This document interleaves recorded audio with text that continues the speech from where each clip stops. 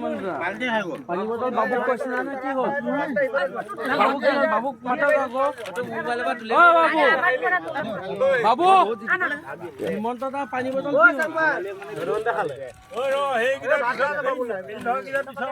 ভাত খালা আমি সিনচেস খেলা মোৰ বাপেক কালে ইয়াতকে মজা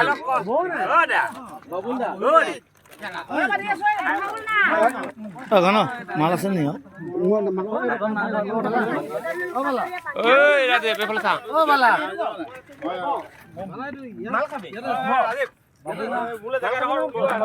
বাইরে আগরে পিস খাও মাংস পিস খাও মিয়াটা আছে মই আছো মালহে খাবি ব হৈ গলে ভাল লাগে নি ওই মই উঠাই নাই ও পানী বটল না এ জগদা লগত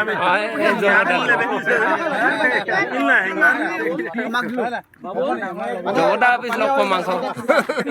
ও আকো এটা দিয়কচোন মাংস খোৱা কোনে কৈছে মিয়া বাবু মই তাত দেখা আকো এটা দিয়ক কাক দিলি বাদ দিছো সব আকো এটা কম বেয়া নহয় আমি অসমীয়া মিয়া হয় না কি কথা কৈ আছে ভাত খা ভাগ লাগে ভাগ কালে মিয়া হয় নিকেলা মাল দিলে আছে জগদা লাগা আমাৰ হেমন্ত নাখায় ভাতটো